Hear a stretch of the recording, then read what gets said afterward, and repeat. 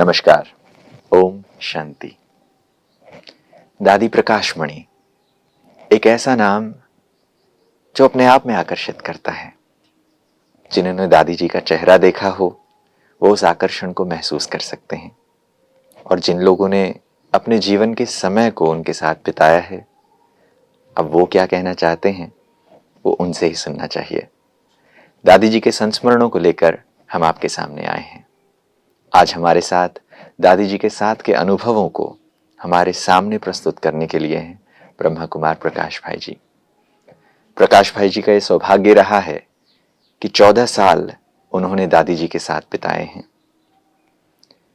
इन 14 सालों में उन्होंने दादी जी से क्या अनुभव प्राप्त किए हैं, आज उनसे इस छोटी सी मुलाकात में हम सुनना चाहेंगे। कहा तो जाता है कि 14 साल की तपस्या होती है, मगर दादी जी के संग, एक महान तपस्विनी के साथ रहने का संग किसी तपस्या से कम भी ना होगा। आइए मिलते हैं प्रकाश भाई जी से। प्रकाश भाई, आपका स्वागत है। दादी जी नाम सुनते ही सभी लोग खींचे चले आते हैं। उनके पर्सनालिटी में, उनके व्यक्तित्व में एक मैग्नेटिक पुल था, एक ऐसी खींच थी जो कोई जानता भी ना हो दादी जी को। जो पहली बार भी दादी जी को देखता है वो ये अनुभव करता है कि ये मेरी दादी है। दादी जी को जैसे आप बहुत समय से जानते हैं, ऐसा आभास बहुतों को हुआ है। पहला प्रश्न मैं ये पूछना चाहता हूँ कि दादी जी से आपकी पहली मुलाकात कब हुई? मैं अपने आप को बहुत भाग्यशाली समझता हूँ। हर एक मनुष्य किसी ना किसी साधु संतों का, ऋषियों का, मुनियों का सानिध्य पाना चाहता है, लेकिन मैं बहुत खुशनसीब हूँ कि बचपन से ही मुझे जब इस ईश्वरीय विश्वविद्यालय के संपर्क में आना हुआ, उस समय में मेरी उम्र, मैं 4th स्टैंडर्ड में पढ़ता था। स्कूल में थे? स्कूल में था जी। लेकिन फिर धीरे धीरे जब अपने आप को लगा कि भी मुझे ये जीवन समर्पित करनी चाहिए, तो उसके लिए मैं हमेशा ये संकल्प करता था कि अगर मुझे मधुबन में समर्पित होने का चांस मिले, वो भी बड़ों के साथ सेवा करने का मुझे भाग्य मिले, तो इससे बड़े परे और कोई भाग्य नहीं हो सकता है जी।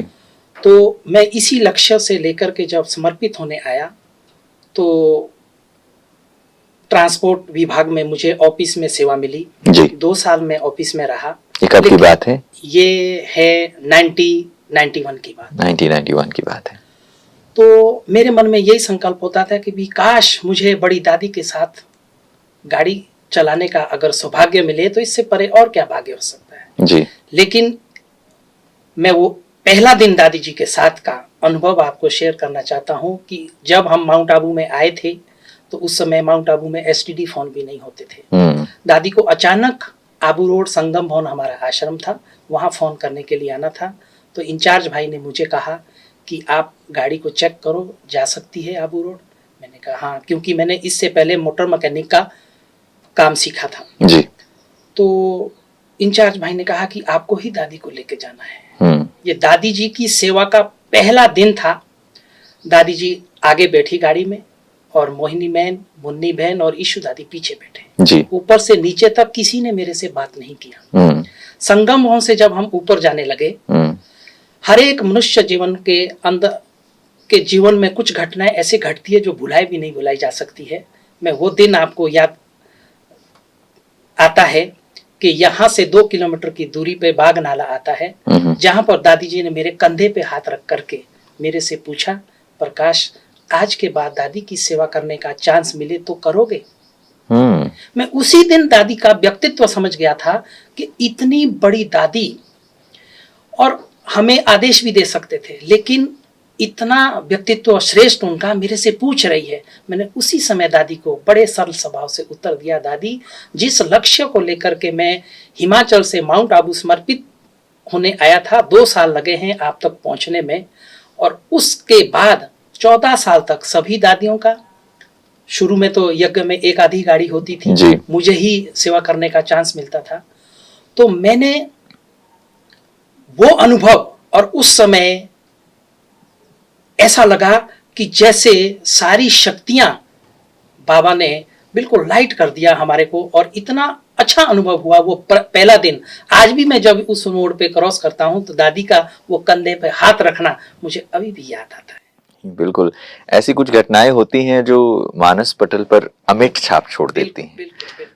और मैं समझता हूँ कि जब माउंट आबू के रास्ते में आप जाते होंगे, ऐसे कुछ जब सुंदर अनुभव हुए हैं तो वो घटनाएं याद नेचुरली आनी भी चाहिए। दादी जी के व्यक्तित्व के बारे में बहुत सारे लोग बहुत सारी चीजें कहते हैं, क्योंकि उन्होंने किसी एक व्यक्ति के जीवन को प्रभावित नहीं किया। उन्होंने, मैं ये समझता हूँ कि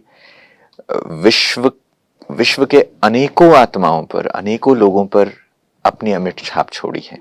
एक ऐसा प्रभाव डाला है जो जानबूझकर नहीं किया जा सकता। शायद उनके व्यक्तित्व में वो चीजें थी जो सहजता से उन सभी लोगों को प्रभावित कर पाई। और जो कोई भी प्रभावित हुआ है वो एक चीज तो जानता ही है और वो महसूस तो करता ही है कि दादी जैसी लीडर शायद संसार में कोई दूसरा ना हो। अपने आप में एक ऐसे नेतृत्व कला को प्रस्तुत किया जो दुनिया के लिए अप्रतिम था। वो पहला अनुभव था कि भाई महिलाओं से किसी पूरे संगठन को चलाना और महिलाएं ही उस चीज का नेतृत्व करें, और उस नेतृत्व की जो परिभाषा है वो भी एक अनूठी परिभाषा है। ऐसा नहीं कि भाई कंपनी में आज भी बहुत सारे फीमेल सीईओज होते हैं, बट वैसा नहीं था। एक नया ही लीडरशिप मॉडल था, एक सर्विस लीडरशिप था, एक पारिवारिक मॉडल था, जो दादी जी में बहुत सारी विशेषताएं थी इस नेतृत्व कला को साथ में लेके चलने के लिए। और मैं समझता हूं कि आपने भी दादी जी में सारे विशेषताएं देखी है और बहुत सारी विशेषताएं देखी हैं। ऐसी कुछ विशेषताएं जो दादी जी में आपने देखी, वो विशेषताएं आप हमारे सामने शेयर करें। दादी जी का जो स्वरूप था, संपूर्ण जीवन था, वो वात्सल्य ममतामयी माँ की रूप में था। जो हर भाई बहनों का यही अनुभव था कि चुंबक की तरह उनकी आकर्षण सबको होती थी जी। और उसका मूल कारण मैंने दादी जी के अंदर देखा कि वो सादगी से और संपूर्ण पवित्रता को लेकर के इतना निर्मल और निर्माण और मधुर स्वभाव होने के कारण सभी को उनका व्यक्तित्व आकर्षित करता था जी। चाहे छोटा व्यक्ति हो चाहे बड़ा व्यक्ति हो, समभाव दृष्टि से दादी जी हमेशा देखती थी। और कभी भी हमने उनके व्यक्तित्व में ये नहीं देखा कि भी कभी उन्होंने किसी को क्रोध किया हो, किसी को डांटा हो। हाँ, जिम्मेदारी होते हुए शिक्षा सावधानी भी देती थी। एक बड़ी विशेषता मैंने देखी, वो मैं समझता हूं कि संपूर्ण जगत में किसी भी मनुष्य आत्माओं की वैसी विशेषता नहीं होगी कि उन्होंने किसी भी भाई बहन को शिक्षा सावधानी अगर देनी भी है तो कहा, और उसके बाद वो थोड़ी देर के बाद उसी भाई बहनों के साथ घुल मिल करके कि जैसे मुझे कहा मैंने उसको अंदर तक वो बात नहीं ली। समझो कभी दो भाई बहनें आपस में लड़ते हैं तो दोनों में से एक राइट होगा, एक रॉन्ग होगा। एक रॉन्ग तो होगा नेचुरल। और उसमें फिर फैसला अंततः दादी को करना है। मैंने एक बारी दादी से प्रश्न पूछा था कि दादी, आपके सामने पूरे विश्व की समस्याएं आती है, चाहे सेंटर्स की है, चाहे हमारे ब्राह्मण परिवार की है, चाहे देश विदेश की है, आपको एक को दोनों में से एक को राइट कहना है, एक को रॉन्ग कहना है, तो आप उस समय अपना डिसीजन कैसे देते हो, क्या समझ करके देते हो? तो दादी ने बड़े सिंपल अर्थ में मुझे कहा कि प्रकाश, मैं सबसे पहले तो उन दोनों की बात को सुनती हूँ, समझती हूँ, फिर उसके बाद में बाबा को एक सेकंड याद करती हूँ कि बाबा, मेरे द्वारा इन दोनों आत्माओं को जो भी शिक्षा सावधानी देनी है वो मैं नहीं, आप देंगे। ये शुरू से मूल मंत्र दादी का ये रहा। कभी भी उन्होंने अपने आप को मैंपन कि मैं संस्था की मुखिया हूं, मैंने आज दिन तक, मैं 14 साल उनके साथ रहा, कभी भी मैंपन का भान उनके अंदर नहीं देखा। ये सबसे बड़ी विशेषता थी दादी के, कि दादी हमेशा जब भी क्लास कराती थी, मैं ऐसा कहती हूं, मैं आपको ये आदेश देती हूं, कभी भी मैं शब्द नहीं। दादी का ऐसा विचार है, दादी ऐसा कहती है, ये शब्द यूज किया कि इतना अपने आप को ऊपर रखा उन्होंने अपने देह के भान से भी। तो ये उनका सादगी भरा जीवन और बिल्कुल सबके साथ मिलजुल करके रहना, इसीलिए उनको सभी स्नेह से उनके सानिध्य में खींचे चले आते थे, कोई भी भाई बहने हो। मैं आपको एक अनुभव उनका ये सुनाना चाहता हूं कि भी क्षमा भाव उनके अंदर कितना कूट कूट के भरा हुआ था। मेरे पास एक अज्ञानी भाई था, उसको मैंने सैलरी पे रखा था जी। उसको थोड़ा सा संघ का ऐसा प्रभाव पड़ गया कि उसने थोड़ा सा जाकर के बाहर में जाकर के शराब पी ली एक दिन, और वो संगठन में बैठा जी। सबको पता चला कि भी उसकी गंध तो आ रही है, गंध आ रही थी। तो कंप्लेंट दादी के पास गई कि ये प्रकाश के पास सेवा करता है और ये इस तरह से किया। मुझे रात को दादी जी ने ऑफिस में बुलाया और मैं उस समय सो गया था। जैसे ही आया कि दादी ने मुझे कहा बड़े प्यार से कि प्रकाश, मैं उस भाई के बारे में ऐसा सुन रही हूँ। मुझे पता तो चल गया था। मैंने जाते ही दादी को, सॉरी दादी, कल मैं इसकी छुट्टी कर दूंगा और मैं इसको नहीं रखूंगा। अब देखिए, कल्याण की भावना की, सबको चांस देने की भावना, मैं मन से ये सोच रहा था, लेकिन दादी ने मुझे कहा नहीं, उसने पहली बारी भूल किया है, एक बारी उसे चांस देना चाहिए, उसको माफी पत्र उससे लिखा लो आप। तो मैं दादी को देखते रह गया कि देखो कितनी बड़ी विशेषता है कि कोई गलती कर रहा है, उस गलती को भी एक बारी रियलाइज करने का चांस दादी उसको दे रही है। मैंने उसको बाहर आकर के कि देखो इतनी बड़ी दादी है, तेरे ऊपर क्षमा भाव रख करके माफ कर रही है, अब अपना तुम लिखित में पत्र दीजिए। तो वो उस भाई ने भी रियलाइज किया। तो मैंने देखा कि भी देखो, हम लोग कई बारी बदले की भावना से किसी व्यक्ति को दूर करने की कोशिश करते हैं, लेकिन दादी जैसा ऐसा विचार रखना भी बहुत बड़ी बात है। तो इस तरह से दादी जो थी वो एक अलग ही रूप में थी। जब भी वो बोलती थी साधारण और मधुर भाषा में, क्योंकि उनका जो पवित्रता का जो तेज था ना, वो उनकी आंखों से झलकता था। उनका हर कर्म साधारण नहीं होता था। मैंने उनको चलते हुए देखा, साधारण चाल नहीं देखा, बोलते हुए देखा, साधारण बोल नहीं थे। उनके अंदर त्याग, तपस्या और सेवा भाव कूट कूट करके भरा था। जैसे आपने ये घटना मेरे को सुनाई, ये जो ड्राइवर वाली बात आपने कही, वो सुनकर भी मुझे दूसरों के संस्मरण याद आते हैं। बहुत सारे लोग ये कहते हैं कि जैसे आपने कहा कि शिक्षा दे दी, किसी को करेक्शन देना था, आपने गलती की है या ऐसा नहीं करना है, या जो भी उनको सैल्वेशन देना है, करेक्शन देनी है, दे दिया। देने के बाद वही व्यक्ति 5 मिनट बाद दादी जी से मिलने आ जाए तो दादी जी बिल्कुल एक नए परिवेश में उसे मिलते। वो बिल्कुल याद नहीं रखते कि 5 मिनट पहले मैंने इसको शिक्षा दी है, इसको ये करेक्शन दिया है। उसे बिल्कुल ही एक निष्कल्मश व्यक्तित्व के रूप में देखना, जैसे वो उसने कुछ गलती की ही नहीं है। और ये देखना शायद मैं समझता हूँ एक बहुत ही ऊंची क्वालिटी है जो हर कोई नहीं कर पाता है। बिल्कुल। मैं आपको और उदाहरण देता हूँ कि जैसे हम मधुबन में रहते थे, आपस में भाइयों का कभी बोलचाल हो जाता था तो पता था कि अब बात दादी तक पहुंचेगी जी। और डरेंगे, जिसने गलती की हुई वो डरेगा, डर तो हो गया। और जब हम दादी के पास जाएंगे, पहली बात बुलावा आया, समझो मैंने भूल की, तो मेरे मन में डर रहेगा कि अब मैं दादी बुला रही है, दादी बुला रही है, और डर से बुरा हाल। अच्छा, दादी बुलाएगी, बड़े प्यार से शिक्षा देगी, सावधानी देगी, और फिर 15 मिनट के बाद जब दादी मिलती थी ना, हमारे मन में फिर भी रहता था। देखो दुनिया में ऐसा होता है, जब हम आपस में लड़ते हैं तो दुनिया लंबे समय तक वो दुश्मनी हमारे मन में रहती है, वो कटुता रहती है, मधुर स्वभाव नहीं बन पाते हैं। लेकिन दादी 5 मिनट 10 मिनट के बाद या दूसरे दिन जब मिलेगी ना, तो हम फिर भी संकोच करेंगे, लेकिन दादी भूल जाती थी कि मैंने इस भाई को शिक्षा भी दी थी। ये बहुत बड़ी विशेषता थी उनकी, कि हमेशा कहती थी दादी कि मैं तो निमित्त हूँ, बाबा मेरे द्वारा जो बुलवाता है करवाता हूँ, मैं करती हूँ और मैं भूल जाती हूँ। ये बहुत बड़ी विशेषता है जो मैंने दादी जी में देखी। जी, दादी जी के जो फाइनल वर्ड्स थे, दादी जी के जीवन को समाप्त करते हुए जब दादी जी से मैसेज की बात की गई कि दादी आप क्या क्या कहना चाहते हैं पूरे ब्राह्मण परिवार को, पूरे विश्व के लिए आपका मैसेज क्या है, तो दादी ने बहुत ही सुंदर 3 शब्द कहे थे। बिल्कुल, उन तीन शब्दों को मैं आपको वर्णन कर देता हूँ। बाबा ने भी 3 शब्द, जैसे दादी को अभी दादी प्रकाश मणि का जो स्तंभ है, जैसे ब्रह्मा बाबा के लिए बाबा ने 3 शब्द उच्चारण किए थे, निराकारी, निर्विकारी और निरअहंकारी स्थिति जी।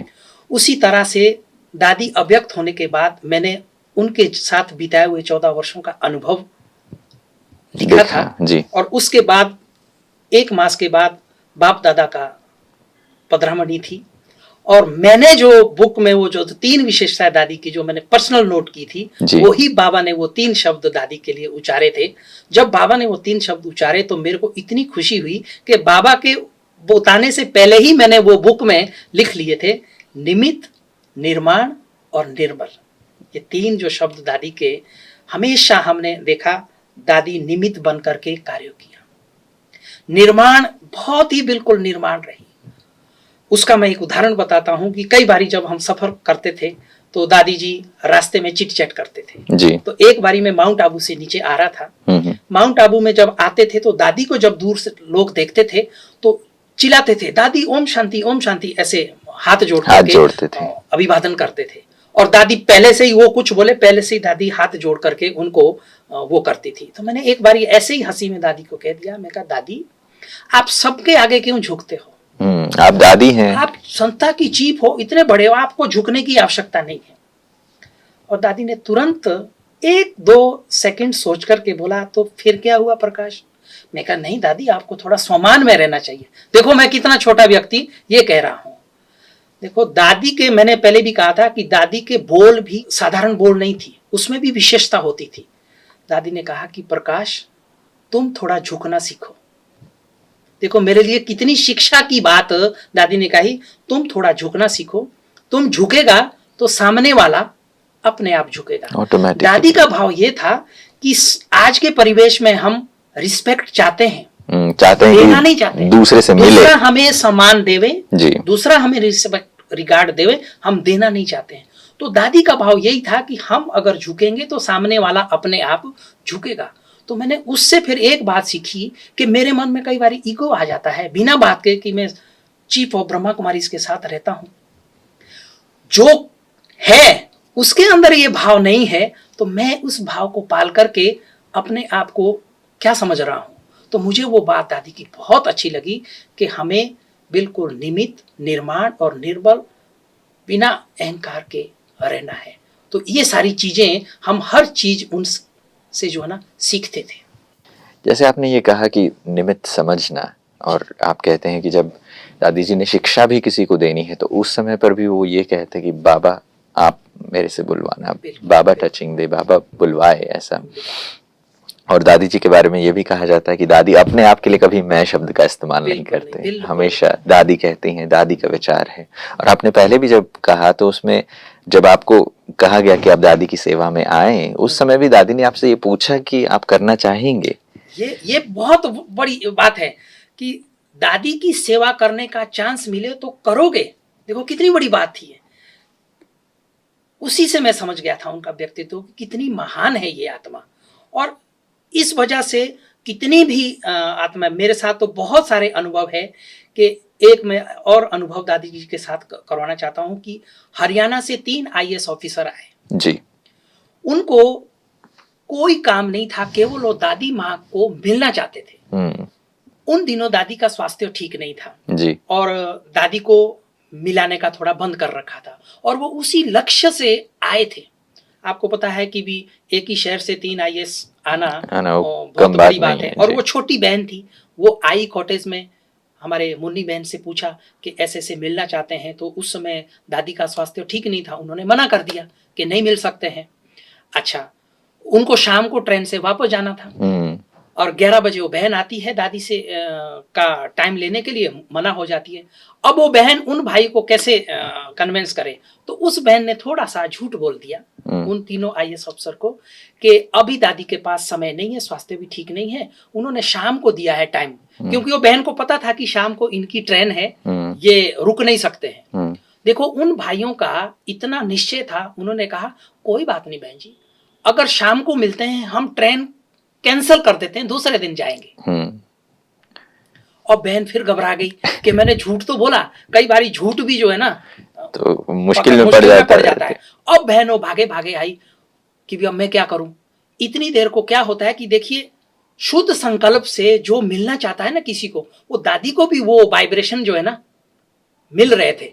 और दादी ऐसे ही नाश्ते के बाद जैसे ही बाहर निकली तो बाहर मेरे हाथ पकड़ते हुए हम बाहर जा रहे थे, तो वो तीनों IAS ऑफिसर कॉटेज के सामने जो बगीचा है, बगीचे में झूला लगा हुआ था, दादी ने कहा कि ये 3 जो भाई बैठे हुए वहां पर, उनको बुला के लाओ।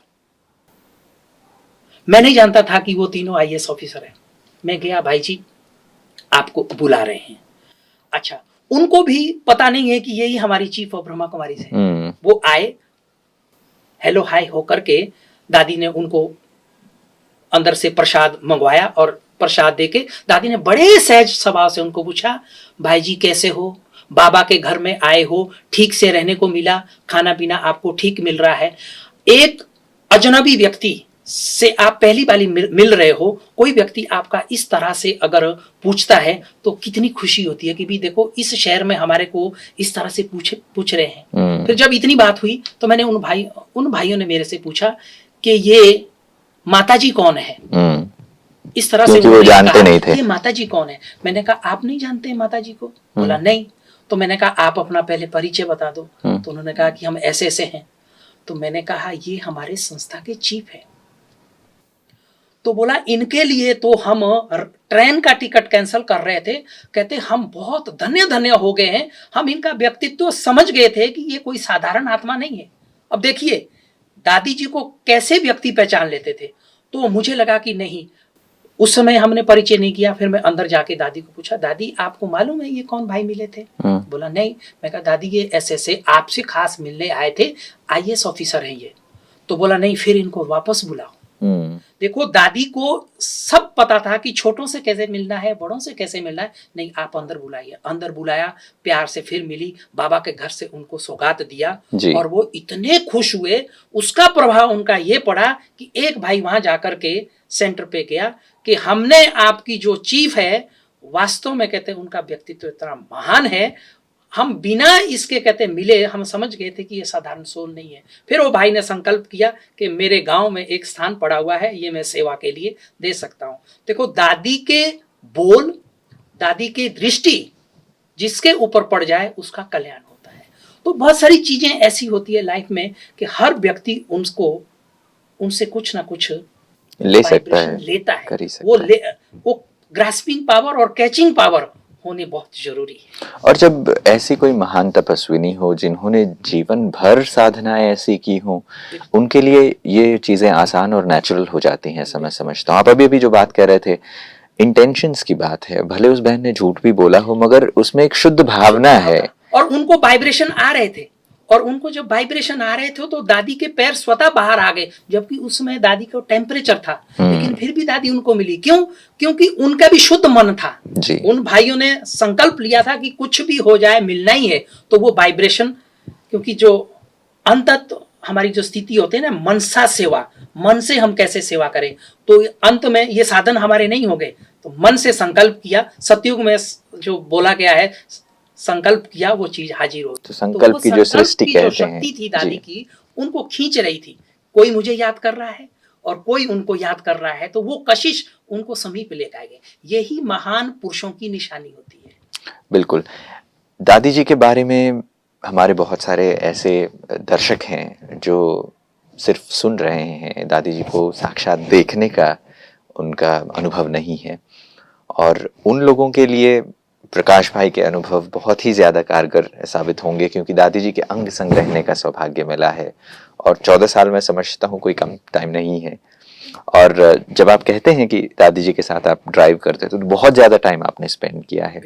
और मुझे याद है कि शांतिवन में, जहां तक मुझे याद है, जब मैं पहली बार दादी जी को कार में देखता था, उस टाइम दादी जी के पास वो टाटा एस्टेट की कार होती थी, बहुत ही लंबी कार होती थी, और उस टाइम पे हम बहुत छोटे होते थे। और जैसे दादी कॉटेज के सामने बाहर जो झूला लगा हुआ है, हमें मुरली क्लास में कोई इंटरेस्ट नहीं होता था क्योंकि बच्चे थे, और झूला वहां होता था तो हम सुबह सुबह आ जाते थे। पेरेंट्स के साथ आते थे तो पेरेंट्स मुरली क्लास में चले जाते और तैयार करके बच्चों को छोड़ देते कि तुम खेलते रहो भाई, मुरली में वहां शोरगुल करेंगे, और हम वहां झूले पे चले जाते थे। और दादी जी उस टाइम पे मुरली के बीच में आते थे। शुरुआत में मुरली कोई और पढ़ता था और बाद में दादी जी बीच में आते थे। जब दादी जी देखते थे कि बच्चे वहां पे खेल रहे हैं, दादी जी ने, जहां तक मुझे याद है, 2-3 बार ये अनुभव मैंने किए हैं बचपन में भी, कहते थे कि चलो सब लोग बैठ जाओ, और वहां क्लास में ले जाएंगे हमको, और रेवड़ी की टोली देते थे। और वो टोली, क्योंकि हम बच्चे थे, टोली काउंट करना हमारी आदत होती थी कि भाई जितना ज्यादा मिलेगा, और रेवड़ी तो इतना हाथ भर के जब देते हैं तो काउंटिंग में तो बहुत ज्यादा लगता था, और हमें लगता था कि भाई इतना सब कुछ मिला है। और उस समय पे हमें ये भी एहसास नहीं था कि ये बड़ी दादी हैं, ये ब्रह्मा कुमारी इसकी चीफ हैं, हमें तो बस दादी से प्यार होने का रीजन ये था, दादी बहुत सारी टोली देती है, वो दादी है ना, उनसे बहुत सारी टोली मिलती है, और उस बहाने से हमको भी मुरली क्लास में ले आना, उनकी एस्टेट में बहुत सारे बच्चे आ जाते थे उसमें, और वो जो अनुभव है वो देखकर ऐसा लगता है कि छोटों के साथ भी शिक्षा ऐसे देना, उनको छोटे बनकर ही उनको आगे बढ़ाना, वो देखकर ऐसा लगता था कि दादी को चीफ होने की जरूरत नहीं है, उस पद से इंट्रोड्यूस कराने की जरूरत नहीं है, उनका व्यक्तित्व ही ऐसा है जो उनके पद को शोभायमान करता है। तो ऐसे आपने उनके जीवन से बहुत सारी प्रेरणाएं ली होंगी जो आपके अपने जीवन के लिए, आपके अपने जीवन में लाने के लिए हेल्पफुल हुई होंगी, जिसको दादी जी के जीवन में आपने ये देखा हो, ये लेसन आपके लिए मिला हो, आपको लगा हो दादी जी ने ये जो किया है अगर ये मैं करने लगूं तो मेरा कितना फायदा हो जाए, इससे कितना बड़ा लेसन मेरे को मिला है। ऐसा कोई इंस्पिरेशन या प्रेरणा आपने दादी से ली हो, ऐसी कोई घटना आप हमारे साथ शेयर करें। दादी जी हमेशा सभी से इतना प्यार करती थी, जो भी उनसे मिलते थे ना, जैसे आपने बच्चों की बात कही, तो दादी को बच्चों से विशेष स्नेह था, क्योंकि उनको पता था कि यही बच्चे भविष्य में इस परिवर्तन की बेला में सबको साथ लेने में आगे आएंगे। तो उनको प्यार ऐसे मिलता था कि दादी छोटा हो बड़ा हो, समभाव दृष्टि से जिसको जिस तरह से नजर से देखना है वो उसी तरह से देखते थे। और कभी भी उनके पास कोई भी आता था, उनके अंदर जो बोलने के जो कला थी, उनके अंदर जो सच्चाई छिपी हुई थी ना, वो सच्चाई और सफाई से वो सबको मतलब अपने समीप ला देती थी। तो हम उनके जीवन से यही देखते थे कि जितना दादी साधारण अपने आप को रखती है, अगर हम भी मतलब उन्हीं चीजों को जीवन में अगर धारण करें तो हमारे जीवन में और हेल्पफुल हो सकता है आगे बढ़ने के लिए। माना छोटी छोटी बातें उनसे सीखने को मिलती थी, हर बात को जैसे कि एक माँ अपने बच्चों को शिक्षा दे रही है, उस तरह से हमें बहुत समीप रहने का मौका मिला है। मैं हमेशा मन में देखता था, मैं कई बार रीड करता था कि मैं दादी की ऐसी कोई बात ढूंढूं जो मैं कह सकूं कि दादी नहीं, ये कमियां तो हमारे में भी है, आप में भी है। मैंने ऐसी कमी मैं नहीं ढूंढ पाया हूं दादी के अंदर। नहीं, ये नेचुरल होता है कि लगता है कि सामने वाला भी इंसान ही है, तो उसमें भी कुछ कमी होगी, ऐसा लगता है। लेकिन मैंने उनके जीवन में कभी भी इस तरह की ये नहीं देखी। बहुत सारी बातें मैं उनके साथ जब रहता था, टूर करता था मैं बाहर जाकर के, एक बार का मैं कहानी सुनाता हूँ आपको। अचानक मधुबन से दादी को मैंने टाटा स्टेट दादी के लिए इस तरह से बना रखी थी, उसमें स्लीपिंग का सिस्टम भी था, दादी आराम से सो सकती थी। और दादी जब भी उतरती थी, दादी थैंक्स करना नहीं भूलती थी। दादी लास्ट तक, मैंने उसके बाद गाड़ियां चेंज की, हमेशा कहती थी प्रकाश जो सुख टाटा स्टेट में है वो दूसरी गाड़ी में नहीं जी। ये हमेशा कहती थी। और वही टाटा स्टेट का मैं देखो बाबा कैसे दादी की हेल्प करता था। दादी को कोल्हापुर जाना था, पहला सम्मेलन मैंने जिंदगी में 20,000 ब्राह्मणों का उस समय देखा था शुरू में, और हम माउंट आबू से निकले और बिना किसी तैयारी के मुझे अहमदाबाद दादी को ड्रॉप करना था जी। और वहां से चले तो नक्की लेक की तरफ दादी को हंस देखने का बहुत शौक होता था, लेक में देखने जाती थी जी। तो मेरे थोड़ा स्पीड ज्यादा था। मोहनी दीदी ने कहा कि प्रकाश तुम तो ऐसे चल रहा हो जैसे तेरे को कोल्हापुर पहुंचना हो। मेरे मुख से अचानक निकल गया, मैं कहा दीदी इसमें कौन सी बड़ी बात है, आपको कोल्हापुर तक लेके जाएंगे। क्योंकि दादी को उस समय कमर में दर्द रहता था, दूसरी गाड़ी में नहीं बैठते थे। मैं कहा इसमें स्लीपिंग का भी है, क्योंकि अहमदाबाद से बॉम्बे जाना है, एक दिन आपको बॉम्बे रुकना है, उस दिन दूसरे दिन हम पूना पहुंच जाएंगे, पूना से कोल्हापुर, कोल्हापुर से पूना हम ट्रैवल टाटा स्टेट में कराएंगे। तो देखो मोनी बहन के कान में डाला, और शांतिवन जब हम पहुंचे तो दादी को मोनी बहन ने कहा कि प्रकाश का ऐसा विचार है, आप अहमदाबाद से बॉम्बे जाएंगे और ये अहमदाबाद छोड़ के पूना अगर जाते हैं, पूना से आपको गाड़ी की आवश्यकता है तो चलेगा। दादी ने सहज भावना से अगर इसकी हिम्मत है तो भले चले। अब देखिए ये कितनी हेल्पफुल चीज हुई हमारे लिए। दादी को पूना से मैं कोल्हापुर जब ले जाने लगा तो रास्ते में दादी का स्वास्थ्य खराब हो गया। दादी को नाक से ब्लीडिंग होना शुरू हो गई। दादी लेटे तो ठीक है, जैसे ही बैठे फिर से ब्लीडिंग होने लगी। अब वहां पर लोग, अब आपको पता है कि जब संस्था की इतनी बड़ी चीफ जा रहे हैं तो स्वागत के लिए तो खड़े रहेंगे ही। तैयारियां तो होंगी। अब वीआईपीज खड़े हैं गुलदस्ता लेकर के। अब दादी जैसे ही उठे और नाक से नक्सीर, और फिर हम दादी को लेटा के लेके गए। देखो बाबा की कमाल देखो, जैसे ही हम कोल्हापुर पहुंचे और 15-20 मिनट तक दादी बिल्कुल ठीक, और 15-20 मिनट में दादी मिलकर के फिर रूम में चले गए और ब्लीडिंग शुरू। अच्छा, दूसरे दिन प्रोग्राम होना था, सबको चिंता थी कि भी कैसे हो रहा है, ब्लीडिंग ना रुके जी। और 1 घंटे तक प्रोग्राम इतना बढ़िया रहा, और उसके बाद प्रोग्राम खत्म होते ही दादी को ब्लीडिंग शुरू हो गई, और फिर हम वापस पूना तक लेके आए। अगर उस समय मैंने अनुभव किया कि अगर ये अचानक जो नहीं बनता तो दादी को बैठने में और सोने का तो सिस्टम था नहीं दूसरी गाड़ियों में, वो तो और सही बात उसमें है। और जैसे ही पूना पहुंचे दादी ने कहा कि प्रकाश थैंक्स, आज अगर आप नहीं होते तो मेरी हालत और खराब होती। तो हर पल में बाबा भी उन आत्माओं को मदद करता था। मेरा पर्सनल अनुभव है, मैं 14 साल, आप भी गाड़ी चलाते होंगे, आपको भी अनुभव होगा, मेरा इतिहास रहा। मैं दादी को जयपुर, आगरा तक, पूना, कोल्हापुर, अहमदाबाद तक सब जगह लेके गया उन्हीं गाड़ी में।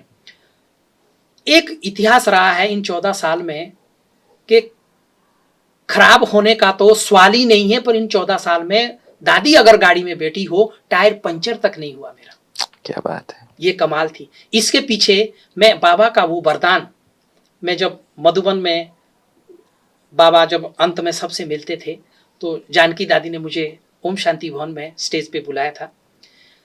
बाबा से मेरी मुलाकात कराई कि सभी दादियों की गाड़ी चलाता है, फास्ट भी चलाता है, एक्यूरेट भी, और समय पे पहुंच जाता है। अब बताओ उस समय ऑलमाइटी अथॉरिटी ने मुझे क्या वरदान दिया था। बाप दादा ने मुझे उच्चारण शब्द किए थे, बच्चे सभी दादियों की जिंदगी आपके हाथ में है। और फिर दिया वरदान, हमेशा जब भी स्टीयरिंग पर बैठो, मैं नहीं बाबा चला रहा है। हमेशा जब भी स्टीयरिंग पर बैठो, मैं नहीं बाबा चला रहा है। अगर इस स्मृति में रहोगे, कभी भी कोई अगर ऐसी छोटी मोटी घटना होती है तो बैकबोन बनकर के बाबा सदा आपके साथ में रहेगा। प्रैक्टिकल अनुभव इन 14 साल का यही रहा। दादी जैसे ही गाड़ी में बैठी, बाबा को याद करते थे, बाबा मैं नहीं, आप चला रहे हो। ये बात जैसे दादी हमेशा समझती थी मैं निमित्त हूं, मेरे मन में भी ये भाव रहता था। ये शिक्षा मैंने दादी से सीखी कि मैं निमित्त बन करके ये दादियों दीदियों की सेवा कर रहा हूं। उसका ये फल मिला कि भी कभी भी किसी को कोई दिक्कत परेशानी नहीं हुई। जी बिल्कुल सही बात है। जैसे आपने ये कहा कि दादी जी हमेशा जब भी गाड़ी यूज करें तब भी आपको थैंक यू कहना नहीं बोलते, शायद ये उन महान व्यक्तित्वों की छाप है कि वो हमेशा छोटी से छोटी चीजों के लिए भी कृतज्ञता अर्पित करना नहीं भूलते। उनको हर एक की विशेषता का उतना ही महत्व है जितना वो अपनी सेवा को महत्व देते हैं। जैसे आपने बहुत ही अच्छी घटना सुनाई, आप पूना गए, पूना से कोल्हापुर की यात्रा आपने की, और वहां पर जाने में भी उस गाड़ी का क्या कल्याण था, आपको वहां तक ड्राइव करने में यूज क्या हुई? लक्ष्य से हमने उसको बना रखा था स्लीपिंग के हिसाब से, 2 आदमी पीछे सो सकते थे, एक आगे बैठ सकते थे। तो उसका वो ब्लेसिंग, बड़ों की दुआएं, क्योंकि मैं हमेशा, मेरा ये जीवन का अनुभव है कि बड़ों की दुआएं कैसे काम करती है। मैं मधुबन आने के पीछे 2 दादियों का मेरे ऊपर बहुत, जैसे मैं कहता हूं कि मैं उनके मुख से निकले हुए शब्द, गुलजार दादी और चंद्रमणि दादी जी। गुलजार दादी को शिमला में आना था, 83 की बात है ये। तो हमारे सेंटर में बहनों ने मुझे कहा कि आपको दादी को लेके जाना है। तो नशा क्या था कि भगवान का रथ हमारी गाड़ी में बैठेगा, इससे परे और क्या भाग्य हो सकता है जी। अब मैं दादी को लेके गया ही था, 1-2 किलोमीटर भी आगे नहीं चली थी, दादी के मुख से निकले हुए शब्द थे कि आप जैसे भाइयों की मधुबन में जरूरत है। कुमार जीवन तो थी, ये मैं इसीलिए कहा कि हर व्यक्ति साधु संतों का जो सानिध्य पाना चाहते हैं, ये हमारी संस्था की इतनी पवित्र दादियां, उनके मुख से निकले हुए बोल नजरों से निहाल हो जाए और मेरे लिए वरदान साबित हुए। और वही संकल्प, सच्चाई और सफाई यहां मेरे को बड़ों तक लेके आई। क्योंकि मैंने जो लक्ष्य जो रखा था ना, मैंने जैसे आपसे कहा था कि बड़ों के साथ रहने का अगर मौका मिले तो उसके पीछे दो दादियों के मुख से निकले हुए शब्द मेरे लिए वरदान सिद्ध हुए यहाँ पर। जी बिल्कुल सही बात है। ये जो छोटी छोटी चीजें हैं वो जीवन को कितना अर्थपूर्ण बनाती हैं, और ऐसे महान विभूतियां जिन्होंने हमारे जीवन को कहीं ना कहीं स्पर्श किया है, वो हमारे जीवन को पूर्णतः बदलने में उनका एक ऐसा योगदान है जो कभी भुलाए नहीं भूल सकता। और दादी जी के साथ आपके इतने ज्यादा संस्मरण हैं, और मैं समझता हूँ कि हमारे दोस्तों को अगर सुनाते जाएं तो शायद कम न पड़े। हाँ, तो 14 साल की यात्रा का अनुभव ये कम ही पड़ेगा। और लास्ट का वो सीन मेरे को अभी भी, वो शायद मैं नहीं भुला पाऊंगा उस सीन का। अंत का समय का मैं वो सीन आपको याद कराना चाहता हूँ। दादी जी को हमने रूम पे आईसीयू बना रखा था कॉटेज में। वो लास्ट का दिन था, उस दिन के बाद दादी ने अपनी आंख नहीं खोली। मैं लास्ट का व्यक्ति था। अंदर गुप्ता जी दादी का चेकअप कर रहे थे, और मोहिनी बहन, मुन्नी बहन और 2 स्टाफ नर्सें हमारी थी। और जैसे ही मैं गेट पे खड़ा हूं, दादी ने मुझे इशारा किया, मैं नहीं गया। दादी ने आंख खोली और फिर मुझे दोबारा इशारा किया पास आने के लिए। गुप्ता जी को बोलना पड़ा कि प्रकाश, दादी आपको बुला रही है, आप आगे आओ। मैं दादी के पास गया, दादी के हाथ में हाथ डाला। दादी ने लाइफ में ऐसी दृष्टि कभी नहीं दी थी। इतने प्यार से दादी मुझे दृष्टि देती रही। और दृष्टि देते देते मैंने दादी को पूछा, दादी कैसे हो, ठीक हो? दादी ने कहा ठीक हो। और उसके बाद वो आखिरी दृष्टि थी मेरे लिए। और गुप्ता जी ने कहा, प्रकाश, आज दिन तक हमें भी ऐसी दृष्टि नहीं मिली जो आपको मिली। मैं कहा, दादी तो हमारी माँ है, और मैंने हमेशा, लौकिक माँ ने जन्म दिया और अलौकिक माँ ने हमारे को इतनी पालना दी, हर बात में आगे बढ़ाया। तो मैं कहा, ये तो हमारी माँ है। ऐसे करते करते हम बाहर निकले, और अभी हम टेलीफोन एक्सचेंज के पास भी नहीं आए कि हमको वापस बुलाया गया, गुप्ता जी और दादी, मेरे को। और दादी को थोड़ा सा उस समय तकलीफ हो गई थी। तो उस समय उसी समय गुप्ता जी ने कहा कि दादी को अहमदाबाद शिफ्ट करना पड़ता है। तो मैंने देखा कि भी अंत के समय भी दादी की दृष्टि मुझ आत्मा पे पड़ी। और वो समय ऐसे लगता है कि भी मैं आज दिन तक यही अनुभव करता हूं कि दादी हमारे से गई नहीं है। दादी हमारे आसपास ही है, लेकिन हम उसको फील करते हैं, महसूस करते हैं कि जो उन्होंने पालना, शिक्षाएं हमें दी है, हम उन पालना और शिक्षाओं को अगर जीवन में उतारने का अभ्यास करते हैं तो हम संपूर्णता, दादी का यही अंत तक यही पुरुषार्थ रहता था। कभी भी उनके साथ हम, एक बारी मुन्नी मैंने दादी से पूछा कि दादी, आपका किसी में मोह है? दादी ने कहा, नहीं, मेरा किसी से मोह नहीं है। तो बोला, हमारा तो है, आपका देखो, नेचुरली जो व्यक्ति जिसके साथ रहता है, अटैचमेंट होना जरूरी है, कि हमारा तो है आपके साथ। बोला, मेरे से है आपका मोह? बोला, नहीं, बिल्कुल नहीं। देखिए, और फिर उसके बाद फिर मुन्नी बहन ने दादी को कहा कि मैं रात दिन आपकी सेवा करती हूँ, आपको तो होना चाहिए मेरे से, और मुझे भी आपसे है। बोला, नहीं, मेरा मोह नहीं। देखिए, मैंने हमेशा मैंने आपको पहले कहा था कि दादी अगर बोलती भी है ना, साधारण बोल नहीं होते थे, हर बात ज्ञान युक्त बात बोलती थी। दादी ने कहा, मेरा मोह नहीं है, स्नेह है। स्नेह होना और मोह होना दोनों में बहुत अंतर है। कि मेरा स्नेह है आप लोगों से, जो भी आप लोग मेरी सेवा में है, सबसे मैं स्नेह का है। स्नेह है, प्यार होना अलग बात है, लेकिन अटैचमेंट, मोह रखना, वो अलग बात है। तो हर चीज में दादी के, चाहे बोल रही है, चल भी रही है, फरिश्ता जैसी चाल होती थी। कर्म तो उनके होते ही थे, मतलब अलौकिक, दिव्य। तो ये सारी चीजें हैं, आज भी फील करते हैं कि जैसे दादी हमारे आसपास ही है। ऐसा मैं पर्सनल, मेरा अनुभव रहता है। बिल्कुल। इससे पहले कि हम अलविदा कहें, हमारे सभी दर्शकों के लिए जिन्होंने कभी दादी जी को देखा नहीं, उन सभी के लिए आप दादी जी के जीवन से ऐसी क्या मैसेज जो आपने देखा है, आप चाहते हैं कि हमारे दर्शक मित्र भी जिन्होंने दादी जी को देखने का अनुभव ना किया हो, वो उनके जीवन से ले सकें? कुछ ऐसी चीज़ जो आप हमारे दर्शकों को एज अ मैसेज देना चाहें कि दादी जी के जीवन से ये मैसेज है जो आप ले सकें तो आपका कल्याण हो। वैसे तो उनके हर कर्म में, उनके हर शब्द में कल्याण ही था। विश्व कल्याणकारी बनकर, वो प्रकाश स्तंभ बनकर आज भी उनके प्रकाश को विश्व भर में फैला रही हैं। मगर मैसेज के तौर पर आप हमारे दर्शकों को क्या कहना चाहेंगे?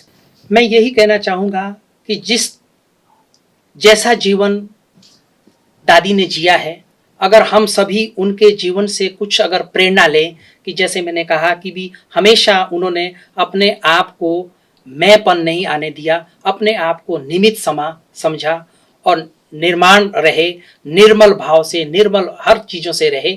तो हम भी अगर जीवन में ये सीखें कि हमें निमित्त, निर्माण और निर्मल बन करके रहना है, तो मैं समझता हूँ कि समाज हमारा जो आज बिखराव के रूप में जा रहा है, हमारा परिवार संयुक्त परिवार होकर के आपस में हम अगर निमित्त, स्नेह से, प्यार से, जिस तरह से उन्होंने समस्त विश्व में उन्होंने एक अपनी पहचान दी कि एक मातृशक्ति पूरे विश्व के अंदर एक अपना अलग से पहचान दिया, उस व्यक्तित्व के जीवन में जो भी कुछ हम अगर सीखना चाहें, उनकी जो अच्छाइयाँ हैं, उन्होंने जो जीवन में धारण किया है, तो मैं समझता हूँ कि वो समाज के लिए बहुत ही हेल्पफुल और फायदेफुल रहेगा।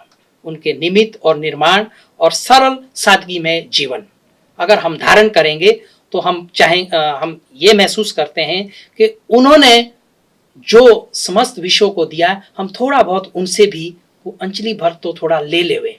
ये मेरा सभी दर्शकों से अनुरोध है। बहुत बहुत धन्यवाद प्रकाश भाई।